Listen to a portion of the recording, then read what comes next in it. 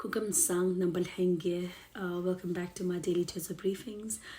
It's fantastic to be back with you with my daily briefings of Tezo. Just to let you know, for the remaining month of March, I will be back with my daily Tezo briefings, so do bear with me. For now, let's begin our daily Tezo highlight. The fourth day of the 17th Tibetan Parliament-in-Exile's sixth session was reconvened after 24 weeks, so that's 6 months of the postponement by Honorable Tsotso Khyentse Timpila at 9:30 a.m. this morning with his opening address. Pansok Cho apprised on the episode of the September general session that led to the sudden cease of the parliament session.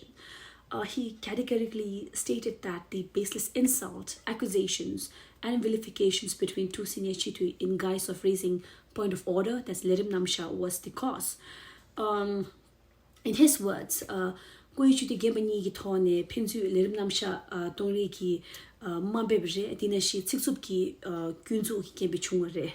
So, if you all recall, or at least have heard of the episode, my senior colleague of the house, Chitu Daopingula, accused Geshe Milam Tajila of meeting a Chinese consulate officer at a hotel in Siliguri and claimed that he was informed so by a reliable source.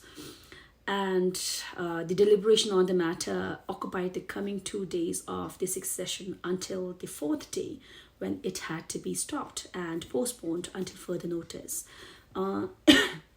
Consul Cho mentioned that on the fourth day of the sixth session, several members of the House raised their objections against the continuation of the session until, while such an accusation lingered in the House. Thereupon, the general session was postponed by honorable speakers in accordance with Article 49, Clause 2 of the Charter of the Tibetans in Exile. For your information, that particular section states that in case a meeting of the Tibetan Parliament had to be adjourned for more than 7 days due to the absence of the requisite quorum for the purpose, the Speaker and the Deputy Speaker shall together take the decision to adjourn the meeting. Honorable Tsoscho then had to seize the Tezo and request Kasha and the Department of Security in particular to expedite the investigation and correspondent with the necessary authorities under Government of India. So he also mentioned that on the 6th November 2023, the Sunkalo informed the Parliamentary Secretariat Tsotunegu of the formal completion of the investigation. However, there was no correspondence from Kasha due to the official tour of Honorable Sikyong in Canada. However, upon Sikyong's return, he was called to the Speaker's office on the 14th. He expressed his favour to the decision of the Parliament to reconvene the session as per our decision. So accordingly, the decision to continue the sixth session on the 25th to 29th December for the 5 days was informed to Kasha and the Chitu also. However, as we drew closer to the reconvening date, 16 Chitu submitted its leave of absence, which caused the unavailability of the necessary quorum required for the session to be officially constituted. Hence, the reconvening of the sixth session of the 17th Tibetan Parliament-in-Exile, initially scheduled to resume from the December 25th to 29th of 2023, had to be rescheduled to take place from March 13th to 16th of 2024. So that's today, as per the provision outlined in the Article 49 of Charter of the Tibetan in Exile. However, Pansok Cho read out the letter by Kasha, which categorically denied any meeting between the Chinese consulate official and Geshe La. Pansok Cho declared that the accusations on Geshe La has hence been proven to be baseless. In his words, Kunge Panda Kaya Mewe Gitula, Ani Kuyichudu, Geshimiram Tajilala, Ani Nunsuki Nepopte, Ani Shiza Meba Tsama Chasimba Res. Hence, he ordered that the portion of the deliberations on the matter made in the Parliament House shall be expunged from the records of the Parliament. So with that, This chapter concludes, and henceforth, as per the list of business, the session continued with the presentation of the official obituary reference to former Tibetan parliamentarian Dope Rinche Tsirla, followed by official obituary reference to former Chief Justice Commissioner and former Deputy Speaker Purab Lobsang Thagila, and finally the official obituary reference to the US Senator Dianne Feinstein, who was a staunch supporter of Tibet. Then, as per the list of business, Sikkim Pemba the incumbent color of the Department of Homes, that's Nangsi Lehu, presented the precise 2022 to 2023's annual report of the department.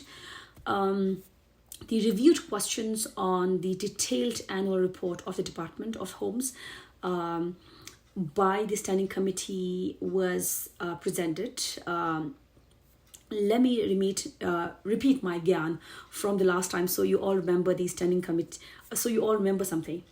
The Standing Committee receives the detailed report on each department and its autonomous body, if there is any, a few months ahead of the Parliament session. And the file of the queries prepared by the Standing Committee is forwarded to the respective departments and the various autonomous bodies. And then after, the written answers to those questions are presented to the House. And then with the motion of debate, the Nangsi Lekhung precise report and its review by the Standing Committee, Sikkim Pemba Tsirla, the incumbent Kali of Nangsi Lekhung, tabled the department's clarification. Thereupon, 28 chitus registered to table deliberation, and today about 15 of us raised our hands. Sikkim Pemba Tsirla, the incumbent Kali of Department of Homes, provided his answers to various questions, doubts, and suggestions raised in the House. Whether it was on CTA population census of 2022 or the latest household listing survey, on the household deficit issues of the Tibetans, on construction projects under department in the Tibetan settlements, property registration of Tibetan settlements, grievances of winter sweater sellers, condition of the retired staff quarter, and many other matters. The deliberation on the report of the Department of Home will continue in tomorrow's sitting. So this will be of interest to many of my viewers. So until CTA's latest census data, as on the 6th July 2022, taken during the current Kasha, India has registered a population of 67,478 population, Nepal with 8,726, Bhutan with 1,213, and rest of the nations outside India, Nepal, Bhutan with 20,309 Tibetans. So this was it for today. The session adjourned at 5 o'clock until 9:30 tomorrow.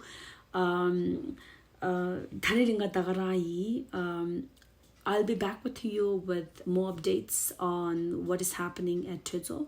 I recommend that you do try and watch, listen to what is happening, listen to the languages that we are trying to use, and the deliberation that takes place, because as I always say, we are accountable to you, and like Kasha is accountable to us.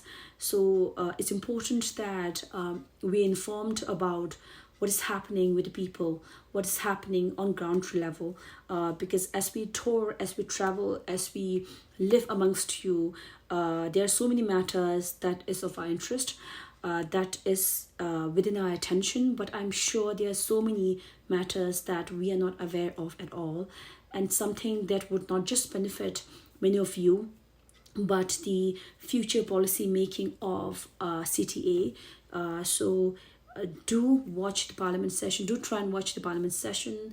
If not, at least wait for my daily Tezo briefings.